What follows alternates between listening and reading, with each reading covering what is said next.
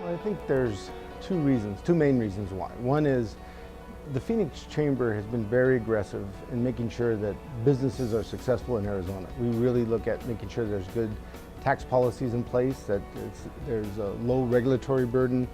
But we also look at things that are important to the quality of life, of why companies want to stay here in Phoenix and why they want to grow in the metropolitan Phoenix area. Things like education, our higher education system, making sure we have a strong healthcare system. Those are all the pieces that go into a good quality of life, and the Greater Phoenix Chamber takes a massive lead in making sure that we are at the forefront of those issues. Last year was a very busy year, and a couple of the big issues that stand out for me was when we basically created a structure that didn't allow these, what I call these shyster attorneys, that were going around basically suing businesses and hotels throughout Arizona on the Americans with Disabilities Act. It was stifling business, and it really was hurting our tourism industry. Greater Phoenix Chamber came in and said, we can't have that anymore. We have to have reasonable policies. We certainly have to have compliance with ADA, but come on, we can't do it in a way that's going to hurt our business and our business leaders. Well, the big issue, I think, is education.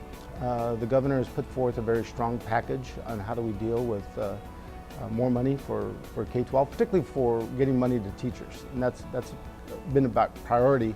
But we've always had tough budget times in order to deal with it. So now that Arizona is starting to get more revenue, we're starting to see a better economy, the emphasis is now on how do we get those resources into the classroom.